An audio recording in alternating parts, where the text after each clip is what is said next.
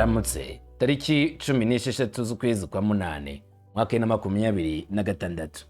Repubulika ya Demokarasi ya Kongo byavuzwe neza ko abazayitera imbaraga bahari Olingate ubyange cyangwa se uzemere ngo bizeye neza cyane ko abatanga umusada bazaboneka ku bwinshi.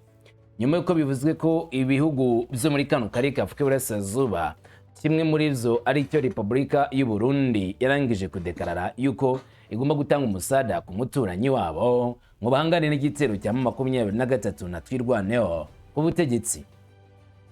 Amakuru aremeze ko hari batayo eshatu za FDNB zimwe asikari badasanzwe bawe imyitozo ikwiriye bagabwa ibikoresho byiza cyane babaye inyongera ko bari gukorera muri Makabora. Binjiriye Makabora bagomba kwerekeza muri Baraka, abandi bakazamuka mu bice bigana Praizelo. Niyo deal, niyo gahunda. Kajugujugu ebyiri za gisirikari imwe yagurutse i Bujumbura ku isaha y'isa 7, indi yaguruka i Bujumbura ku isaha y'isa 9 zerekeza indani muri Baraka. Amakuru yemeza neza yuko hari ibikoresho bya gisirikari byazanwe, ariko harimo noneho n'uburyo bwo kurinda ikirere bw'uburyo bw'ikoranabuhanga cyangwa se wakita nka drones detector bazaniye FARDC na FDNB bakorera muri Kivu Amajyepfo muri bice bya Baraka, Makabora, ariko nanone berekeza mu gice cya Fizi ari mu 23. Ubushobozi bw'aba FDNB ndetse na FARDC bwo kuzana ibikoresho n'abasirikari b'inyongera ku mirongo y'imbere ngo ni muri ya gahunda yo kurangiza igikorwa cya gisirikari byange bikunde bidatwagiye kinini. Umutekano ugomba kuboneka ku butaka bwa Kongo. Naguga byo muri kano karere bimaze imisi bivugwa, sindana bitinda kuko nabyumvise ndetse wagiye unazumva umunsi ku wundi ari gutwara inkomere, ari gutwara imirambo, ari kuzana abasirikari bashya ndetse n'ibikoresho. Perezida w'u Burundi Evariste Ndayishimiye numwe mu bitabiriye umuhango ibirori byo kwizihiza bukuru 66 y'ubwigenge ya Repubulika ya Kongo, ndavuga Kongo Brazzaville. Anga muri bino birori habayeho nanone ibiganiro. Urukuta rw'imwe kimwe bitangazamakuru by'u Burundi banditse bati cette présence témoigne de l'excellence des relations d'amitié, de fraternité et de coopération qui unissent le Burundi et la République du Congo, ainsi que l'engagement du Burundi dans le renforcement de l'unité et de la solidarité africaine.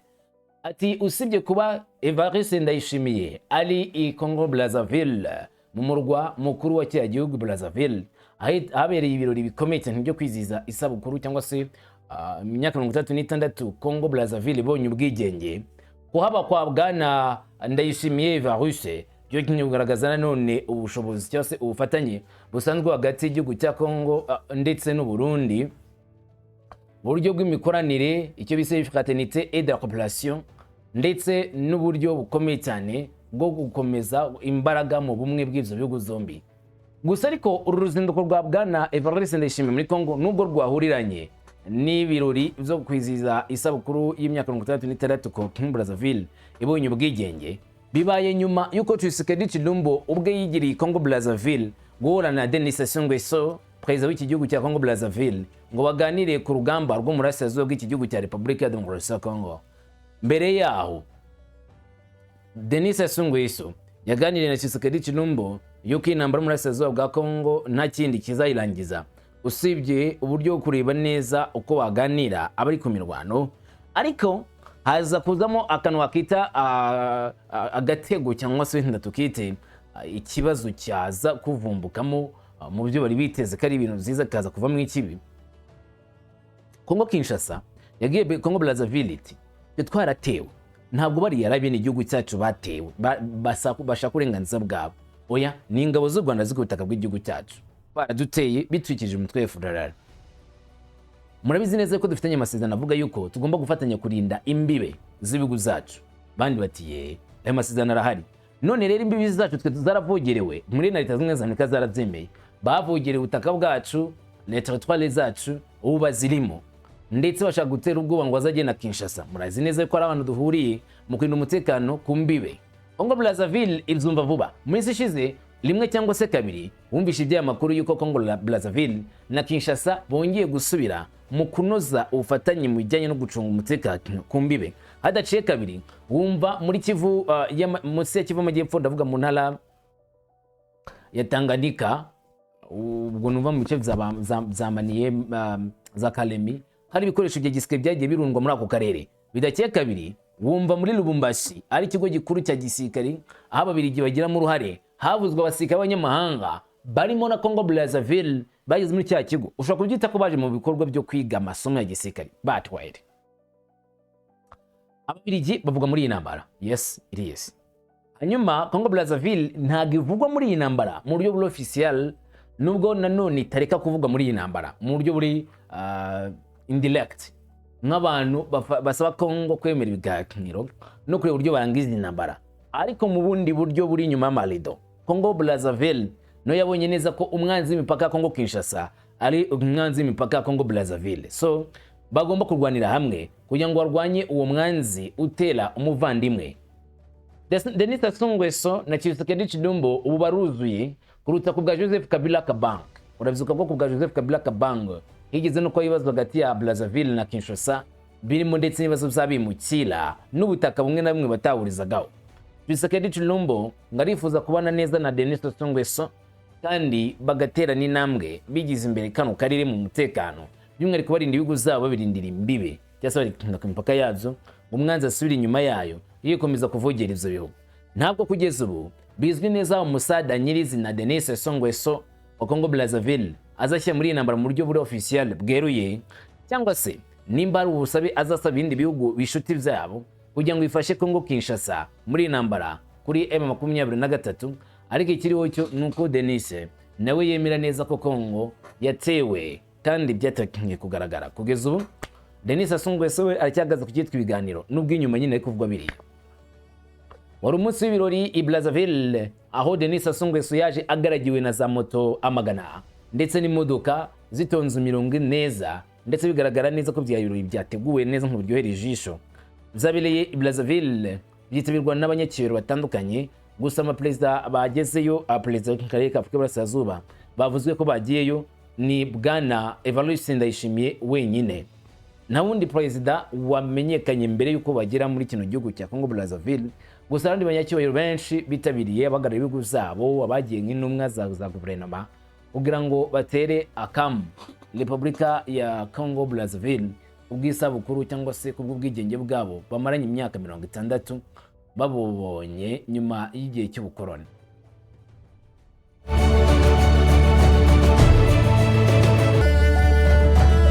Imirwano ikomeje kuri kutaka bwa Repubulika ya Demokarasi ya Congo ari kuvugwa ibidasanzwe cyane cyane muri Kivu y'Amajyepfo. Ikivu y'Amajyepfo niho yabereyemo ihangana ritoroshye hagati ya M23 ndetse na Wazalendo kimwe na FARDC. Birangira ngo ari uduce bambuye M23 bayigize inyuma, uduce tujya mu bugenzuzi bwa FARDC na Wazalendo. Kuri ubu rero baremeza ko utu duce tugenzurwa na Wazalendo haje gukorwa usesenguza gasanga abasivili basize ubuzima muri ino bitero. Abasivili 5 bishwe n'abasirikali 4 bo mu ngabo za Congo nabo barakomereka nyuma y'ibisasu byatewe ku 12 Kanama mu duce twa Chabombo, Lumbisi no mu gace kakale muri Kivu y'Amajyaruguru y'Amajyepfo.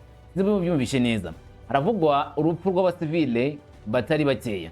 N'abasivile umubare wabo nkuko ubona imbere yawe, n'abasivile bagira kuri 5.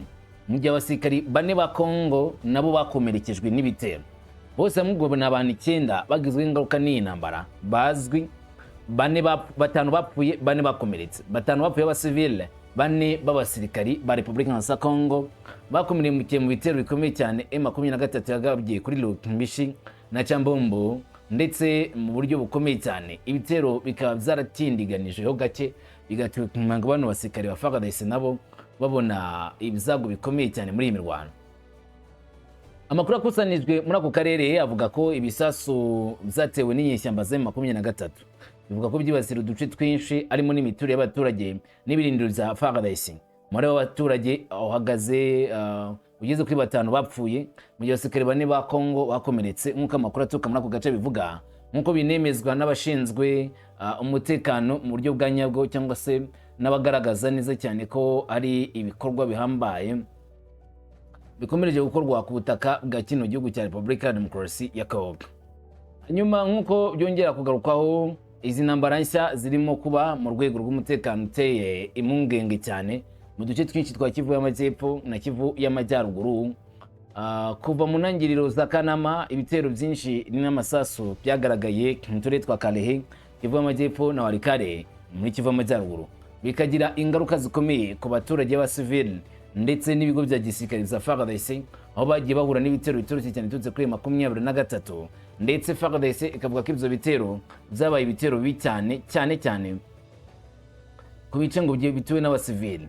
FARDC ishinja leta ya Congo kuba ari FARDC ishinja ari 23 kuba ariyo nyirabayazana w'amabi yose akomeje kubera ku butaka bwa Repubulika ya Congo, kandi iyi FARDC igashinja ari 23 kurenga ku mahame yo guhagarika imirwano, bagakomeza gukora intambara mu buryo butanyuze mu mucyo cyangwa se mu buryo butari bwiza, kuko FARDC ikomeza kurasa mu bice makumyabiri turukamo, ariko ngo makumyabiri yari yakunze ku mahame yo guhagarika imirwano igatuma intambara ikomeza, ari nayo igira ingaruka kuri bano basivile nk'uko babivuga.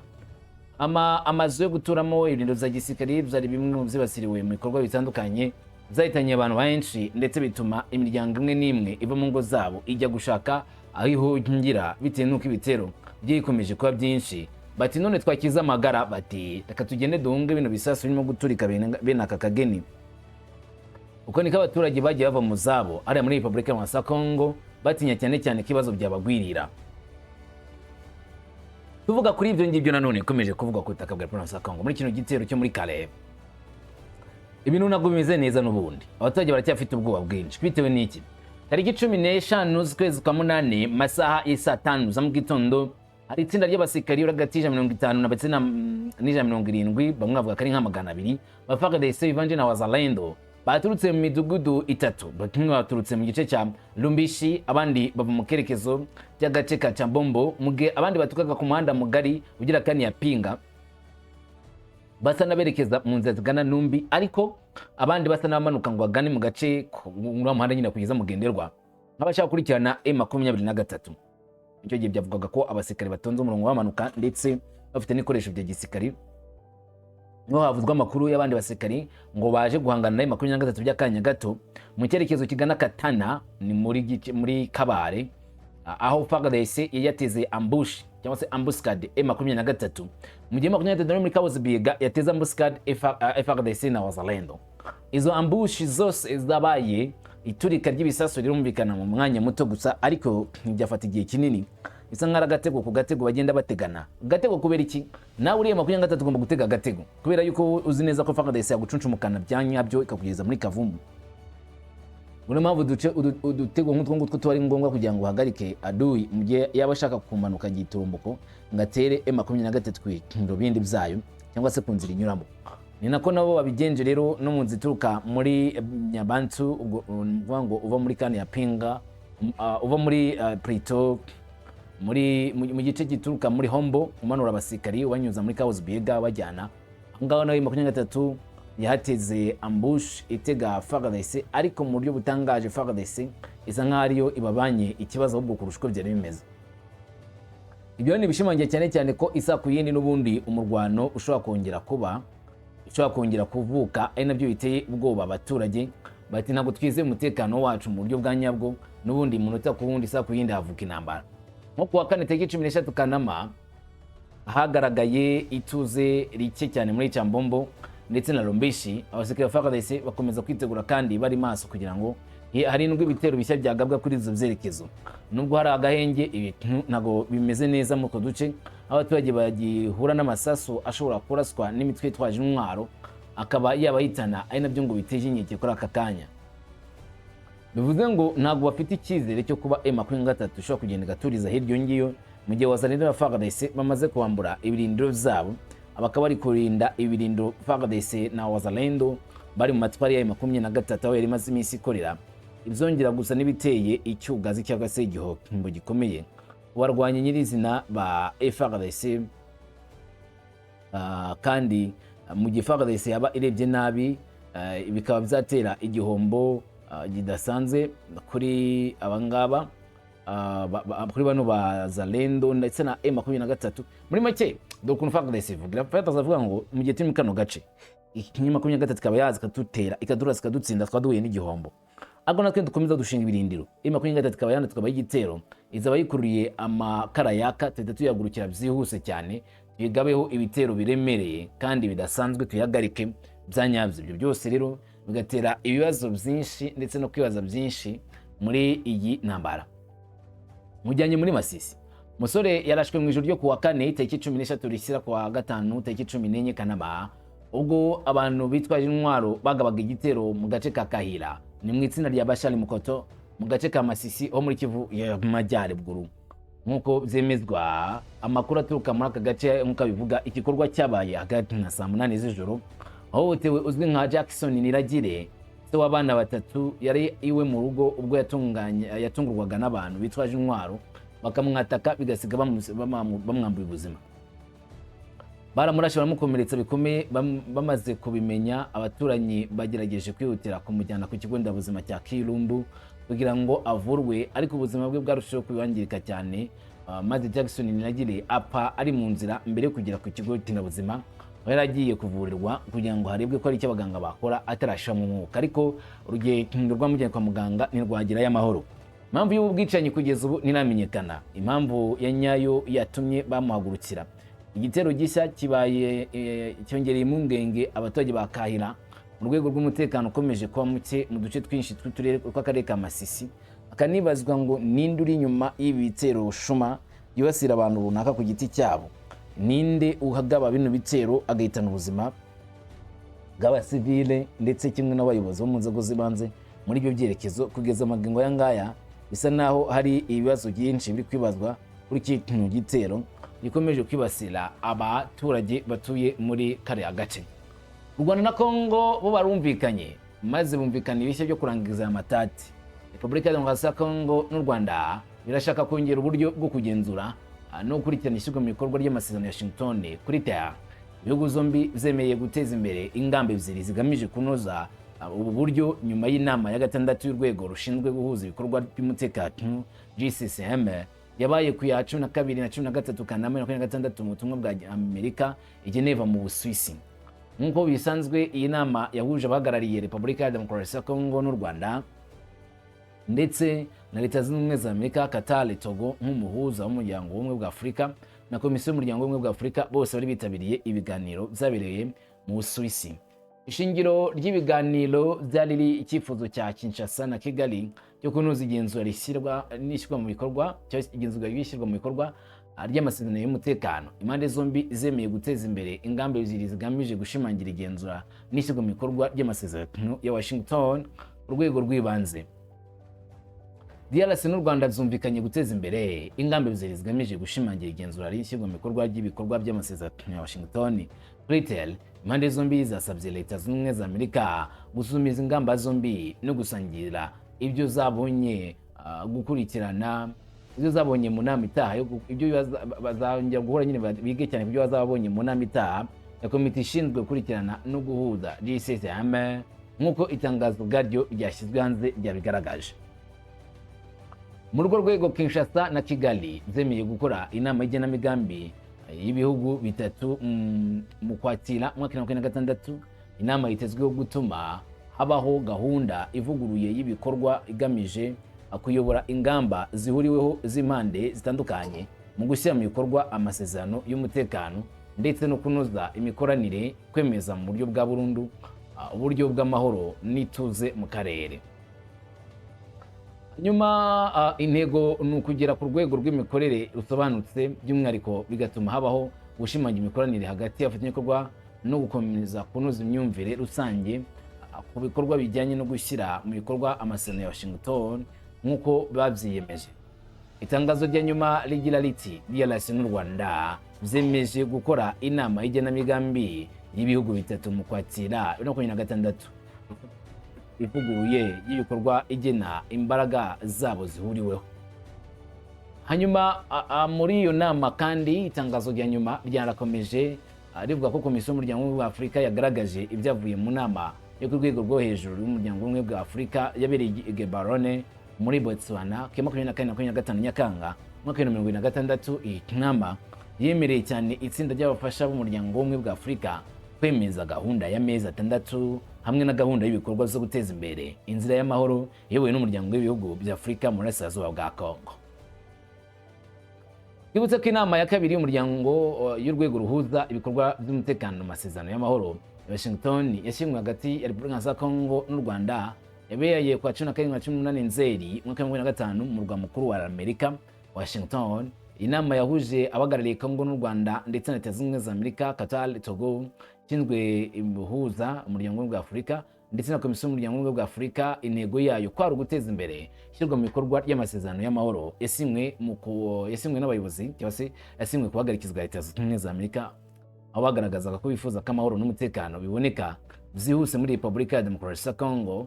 Amerika nk'umuhuza itifuza ukuzariza aya masezerano, yifuza yuko nimba ashyirwa mu mukono ku buryo bwihuse.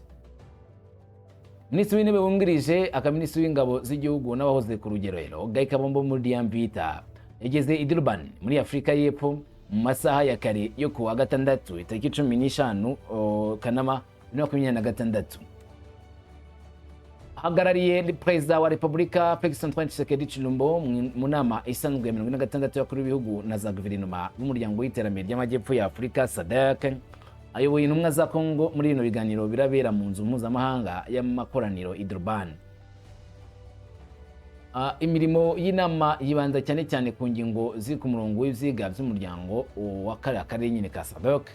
Gusa amakuru avugwa nuko iyi nama ibaye nyuma yuko n'ubundi abaye inama ku buryo bw'ikoranabuhanga ya SADC yanzuyemo ibintu bitatu by'ingenzi. Cyambere ni ugutanga ituze muri SADC yose, cya kabiri koroshya uburyo bw'ubuhahirane bwa muri SADC, cya gatatu cyari kwiga kuri Kongo n'ikibazo cy'intambara gikomeje kwibasira burasirazuba bwa Kongo, aho SADC n'ubundi yigeze kuza gutanga umusada muri kino gihe cy'intambara ariko bagasubirayo batagize icyo bageraho. Kuri ubu ngubu hari igitekerezo cyatanzwe na kimwe mu bihugu bifatanye na Repubulika ya Kongo byo muri SADC yuko n'ubundi muri SADC havamo abandi basirikari baza gutanga umusada kuri FARDC, hanyuma bikaba ngombwa cyane ko bajya hagati na hagati bakorana na MONUSCO ngo gukurikirana ishyirwa mu bikorwa ry'amasezerano ya Washington.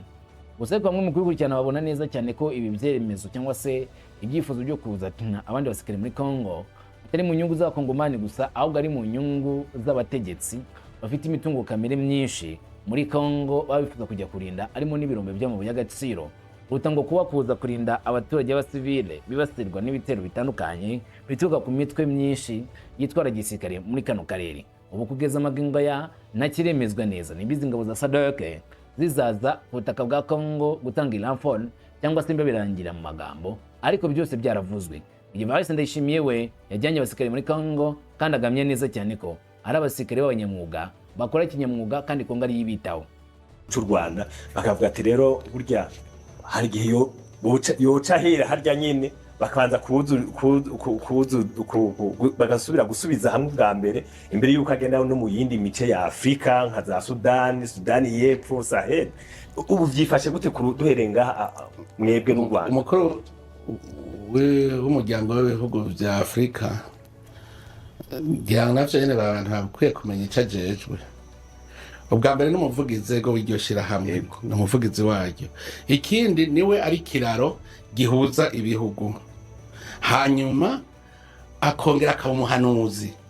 Nk'ubu ni ukuvuga ibikorwa twe twiyemeje gukora muri Afrika, urabaza uti we ngaho iwawe bimeze gute, ingorane ze, kubera ni ubwira ibindi bihugu ingene kya gihugu vyifashe.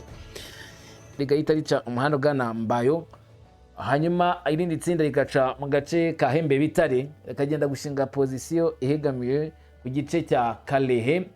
Byahise kugaragarira M23 yuko iyi pozisiyo gushyirwa munsi gato ya Hembe Bitare nta kindi ishaka kugeraho, ndavuga pozisiyo ya FARDC nta kindi bifuza kugeraho usibye gukoresha iyi pozisiyo bakazatera imyanya ya M23 bikarangira M23 wayivanye mu byimbo byayo muri iki cyerekezo cya Kalehe. M23 kibona rero niwe isitangiza igitero giteruye kuri FARDC ngire ko yaca intege FARDC muri izo pozisiyo zabo, ndetse barebe ko banavyigarurira izo pozisiyo. FARDC isigaye nta mbaraga ifite cyangwa se n'ahantu ifite nko yakorera icyo gitero cya kibasira M23. Icyo batamenye babonye iryamye bagira ngo ni hene, kumba ari intare, bagira ngo bagiye kubaganira iyo hene bayirukanse basanga ni intare idatinya imijugujugu, maze FARDC ikora mu mbarutso turi bahangana na M23. ari data usibye umugabo nyamugabo nawe ubundi guhagara imbere y'iyo mirwano byari bigoye. Nk'uko amakuru aturuka mu gisirikare abivuga, inyeshyamba zakoresheje ibisasu biremereye mu gutera nanone iyi miji bagamije guhatira FARDC kuva mu birindiro byabo.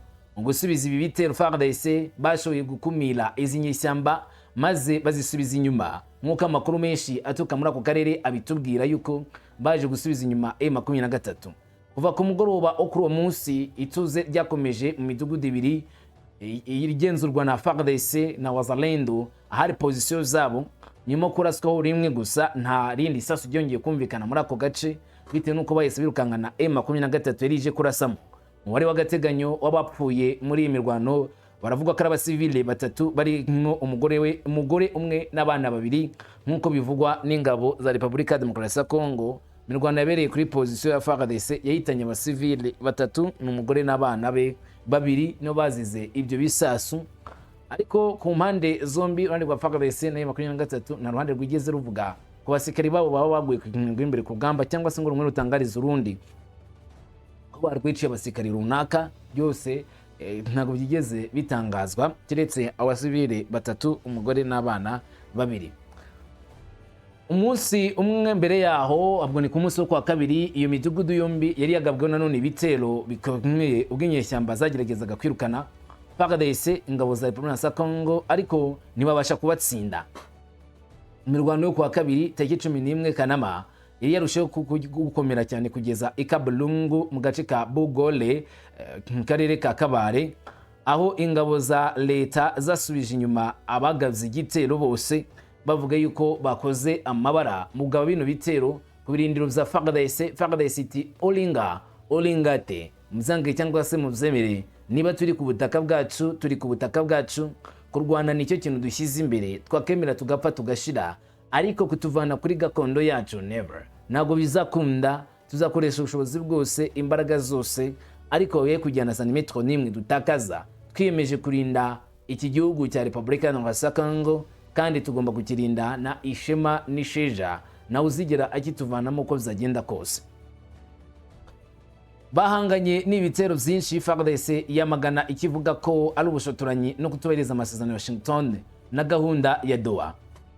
Kuri Kinshasa ivuga yuko bino bitero byayigabweho bikozwe na M23 nubwo babishubije ngaru kurenga ku masezerano y'agahenge yemerejwe i Washington. Usibye ibyo ngibyo kandi bikaba nanone ari ugukomeza umwuka mubi wa gisirikari ukomeje kumvikana ku butaka bwa Kongo, aho M23 ngitubahiriza ibyo kugena amahoro cyangwa se ibyo kuzana ukumvikana, ahubwo agakomeza gukora ibikorwa z'intambara byibasira uburasirazuba bwa Kongo, aho kugira ngo uhagarike iyi ntambara. Kongo ishinzwe M23 kuba ariyo gashoza ntambara. Ariko nanone nk'uko bitangazwa, M23 ntabwo ishinzwe ibyo gusa, ahubwo navuga yuko usibye kuyirukana kuri polisi bari baragabye bitero, hari n'uduce yambuwe muri iki cyerekezo. Aya mashusho mubona n'abaturage bo muri Ziralo ngo ari kwishimira ihohorwa ry'uduce twiwabo, babohowe n'abazalendo, uduce baratwigabiza batuvanamo M23. Habaye ibyishimo byinshi. Ni umujyi wa Numbi uherereye mu karere ka Ziralo muri Kivu y'Amajyepfo, ubu ngubu uragenzurwa n'abarwanyi ba Wazalendo kuva kuri wa kane ushize tariki 13 Kanama, nyuma y'imirwano ikomeye yahuje abantu bo muri AFC/M23 na Wazalendo. Uyu mujyi wa Numbi cyangwa se aka gace ka Numbi kaje kugenzurwa n'abazalendo, ariko bamaze gukorana mu mitsi na M23 igasubira inyuma, bisa naho itagishoboye kurwana urwo rugamba rwo muri ako gace. Ariko amakuru agaragaza neza ko M23 yari yabonye ko FARDC nabo bifuza gukora ishoka byose ngo bigarurire ziriya nzira. M23 yagerageje kwihagararaho muri Numbi bibi by'ubusa, aho inite yabo ya gisirikari y'abanyadushoka yari ihasigaye niyo yabonye FARDC imanukanye inshuncumuko y'amasasu ndetse na benshi. Ifumyo nayo iragenda itabashe guhagarara imbere ya FARDC, aho FARDC yagaragaje ubushobozi buhambaye muri kino gihe cy'urugamba no komeza ikorwa bya gisirikari. hanyuma nk'uko bikomeza gutangazwa cyangwa se kuvugwa, M23 nyuma y'uko imaze kwirukanwa muri Numbi, ibibazo by'umutekano kuri itahe bikomeje kuba bibi cyane kandi biteye ubwoba. Abaturage bari kwikanga ko bashobora kongera kuvuka indi mivurungano cyangwa se indi mirwano, bigatuma bahatirwa kujya mu buhungiro haba mu mashyamba cyangwa se batekereza ko hari umutekano, bitewe na bino bitero bikomeye cyane bikomeje kwibasira ibi bice, aho abaturage batize neza ko umutekano ari wose kuri bo, na cyane cyane ko bamwe bari banahunze bitewe n'ibitero. Muri ubwo buryo AFC-23 ariko nayo irashinja FARDC n'abafatanyabikorwa bayo bari batenga ibisasu ku wa gatatu tariki 12 Kanama mu duce twinshi cyane nko mu gace ka Kalehe, mu gace ka Kalehe arimo Lumbishi, Bombo, Matale ndetse na Gasovu. Bigaragara neza ko FARDC ngari ikomeje kwibasira ibice bimwe civil apana M23 nk'uko ku ruhande rwa leta ya Congo babitangaza ngo ibikorwa byo kwibasira abasivile byose ku mutwe wa FARDC, kuko nibo bakoze ibyo bikorwa. Bigaragara ko batitaye ku buzima bw'abaturage ba Congo, icyo ari gukomeza ibikorwa by'intambara nkaho nta muntu uhari. Gusa Congo ibyo ikabihakana ubwayo. Umuvugizi w'uyu mutwe Laurence Kanyuka yavuze ko ibitero byateje impfu z'abaturage benshi ndetse bigatera n'ubuhunzi kuri bano baturage, bitewe n'uko byabaye ibitero byaje giturumbuko kandi by'imbaraga. Gusa kwishimira gufatwa kwa Numbi Lumbisi ku itariki 12 z'ukwezi kwa munani amasaha y'umugoroba ndetse n'agace ka Katale muri Zilalo byazanye akajagari gakomeye, ndetse bavuza kalulu bagaragaza neza ko bishimiye Wazalendo. Byongeye gushyira igiti cy'igikombe kuri 23 ko n'utundi duce bishoboka cyane ko mu gihe bamaze kuvanwamo na FARDC na Wazalendo, n'ubundi abaturage ba Congo babyina insinzi n'ikigaragaza neza ko bakandamijwe na M23. Ibyo ngibyo ariko bikomeje gutyo bikagira imbaraga, binagaragaje ko M23 avuga ko iri kurwanira ari icyuka, uko abakongomani baba batarimo kukibona, ahubwo bo bishimira ibohorwa rya Wazalendo, ibohorwa ry'uduce bikozwe na Wazalendo. Ama nk'uko bivugwa, M23 nayo ntago yicaye ubusa. Tujye muri Walikale. Muri Walikale naho ni uguhondana bikomeye. Reba hano Walikale iherereye mu majyaruguru y'uburengerazuba bwa Goma, munsi gato ya Katsanga mu gice cy'amajyepfo y'uburengerazuba, ni haruguru mu gice cy'uburasirazuba cy'amajyaruguru y'uburengerazuba bwa Bukavu, aho niho Walikale iri. N'ubundi rero hari imirwano itoroshye yavugwa kuri ako gace cyangwa se muri ako gace ka Walikale. Ni kuwa gatatu tariki 14 Kanama habaye imirwano hagati ya Wazalendo n'inyeshyamba za FARDC mu mudugudu wa Kazumba uherereye mu gace ka Banansuka mu itsinda rya Kisimba, ni mu karere cyangwa se teritwari ya Walikale muri Kivu y'Amajyaruguru. Nk'uko amakuru menshi yo muri aka gace yabivuga, igitero cyatangiye agana saa 4 z'umugoroba ku isa yo muri ako gace, ubwo Wazalendo yagabaga ibitero ku birindiro byigaruriwe n'inyeshyamba za FARDC muri ako gace. Abarwanyi bahise batangira gusakirana n'amasasu akomeye cyane aturutse kuri M23 yo kwitabara, itewe n'ubajinga baje kutuvana mu matwari yacu ni bande. Imbunda zarakotsoranyije izivuza urusaku rwinshi n'urusaku rukeya, bituma abaturage benshi bava mu ngo zabo bajya kwihisha mu mashyamba, abandi bajya mu midugudu baturanye, batekereza ko intambara ishobora gufata iminsi myinshi itari mikeya yibasira akarere kose muri rusange.